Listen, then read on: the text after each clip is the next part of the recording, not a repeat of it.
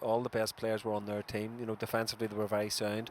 Midfield they were very energetic and creative. The two wide men, McAllister and Heatley, and the two front boys, Adamson and Owens, worked tirelessly. And obviously Owens scored 2 goals, but Adamson had a big part to play in a number of those goals as well. So the best players were on the Crusaders side, and people are saying to me that the leagues, they've given the league up and stuff like that. That's not a performance that I seen tonight. And if any of our players are watching tonight, they'll need to make sure that we've still got work to do to win this title. There was a chance that Linfield could have got back into it, I suppose, in the second half, just 2-0 down, but that was totally gone within 10 minutes whenever Jordan Owens scored his second of the game. Yeah, Linfield, needed the next goal, to get back into the game. Again, it's nothing, it's a knock forward, but this is the quality of Adamson. He brings it down, we reverse pass, Owens anticipates it, and he just puts his boot through it.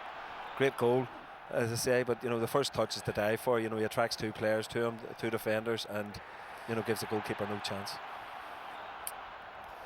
Stephen Baxter will be pleased that those two step up to the plate as well, especially since Gary McCutcheon hasn't been around. Let's hear from Stephen Baxter. Actually, he's talking to Paul Gilmore. Stephen, how would you assess that tonight? Well, I thought we were good start to finish.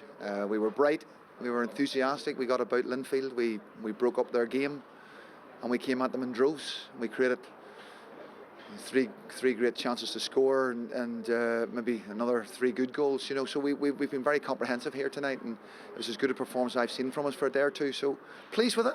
It was always going to be hard against what has been the best team in this country now for the best part of a decade, and I thought we were very worthy winners tonight.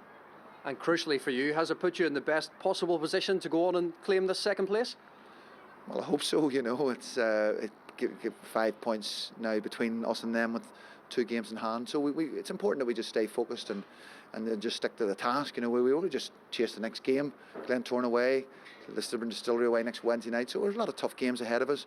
The squad's threadbare a little bit, a lot of injuries about us, and we're getting boys back to fitness and getting coach back tonight was a bit of a bonus.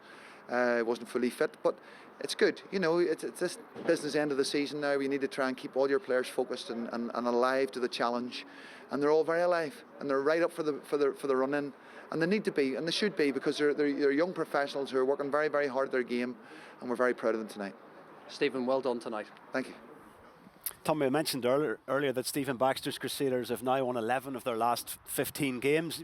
Have you noticed a big difference in some of those players have come back in, the players that he mentioned there coming back from injury? Yeah, they have a good strong squad, and a lot of their players are coming back. They missed Morrow for a large part of the season, and he's back to full fitness. Owens has been in and out, and Adamson missed a large part of the season. So they're getting stronger. Stephen's saying that the squad's threadbare, but it's quality throughout the whole squad, and as I say, that wasn't a team that had given up on the title. That's a team that's still battling away on all fronts. Battling away on all fronts is something that we often talk about in relation to Crusaders. They're a big, strong physical side. They play on this pitch, what people say is a little bit narrow, but they've also got a lot of style about them this evening as well. They've good players, and the footballers, they've a bit of brawn, but they've also a bit of skill in Heatley and young McAllister. They get the ball down, they're pacey, they can skip inside a man, and the pitch probably suits that, because once you get turned, it's hard to get back on people. So they've got to be a bit of everything. They can mix it. They can, they're energetic, and then they drive forward. And you've seen from the goals today, there were 3 quality goals, 3 quality strikes. They've got a game in hand still on you, Tommy, and you also have to play them twice before the end of the league. I presume that will be what makes up the majority of your team talks from now on to maybe offset any chance of complacency. Yeah, well, that's what the only thing that'll beat us now is complacency. But as I say, they're a strong side. They'll challenge. There'll be no game. No quarter asked or given. And we'll need to pick up our own points. But as I say, we have to play them twice. But we have enough games to play that we can pick up other points, and it's up to us to look after ourselves. And it would be a shame if we came this far and didn't see the job through. But I'm confident that we can do that. It would seem to be the most likely outcome, certainly. But whatever happens is definitely now just between the two of you. Linfield's challenge is now over. They had enough chances, though, to at least get a point tonight. What do you think is the issue? Why are they not scoring more goals? I don't know. Maybe it's lack of confidence, but I think they had a lot of play. That Michael Carville, early on could have made it 1-0. But there's lots of play. But what Crusaders are very good is inviting teams on to you, and you know, they'll hit you on the break, and you know, they've got pace, and they've got you know, a lot of strength going forward. And as I say, you know, on the night, Crusaders were that bit more clinical all over the park, and you know, as I say, it just wasn't to be for Linfield. I think that, you know, quite a number of chances or half chances, but you know, if you're being honest, probably the team that looked as that they could always go and score another goal was probably Crusaders. You think that if Linfield had added an extra 2, Crusaders probably had another gear there?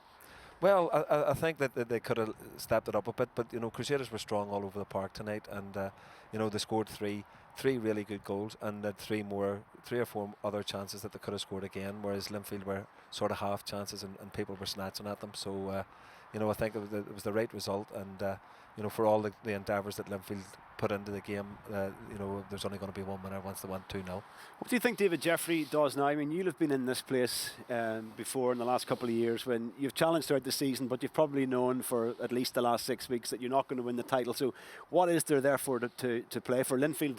That will be a very unfamiliar position for them. So how does David Jeffrey approach the rest of the season? Well, it's far be it from me to tell David Jeffrey really what to do, but he'll know exactly what you know. He set the standards. You know, as Stephen said there, they've been the top team for the past decade and beyond. You know, they don't do failure, so you know, he'll have a critical look at all his players, all the staff, and I've no doubt there'll probably be changes. But as I say, that's for David and that's for Linfield Football Club to sort out. But you know, what I do know is that Linfield don't tolerate failure, and they'll come back next year bigger and stronger, and competing for all the trophies. Well, a couple of interested spectators this evening were some of the Northern Ireland internationals, and Paul Gilmore got a chance for a quick word with Gareth McCauley and Chris Brunt. Guys, what's it been like get away from the hotel in the week, and an important week, to see a bit of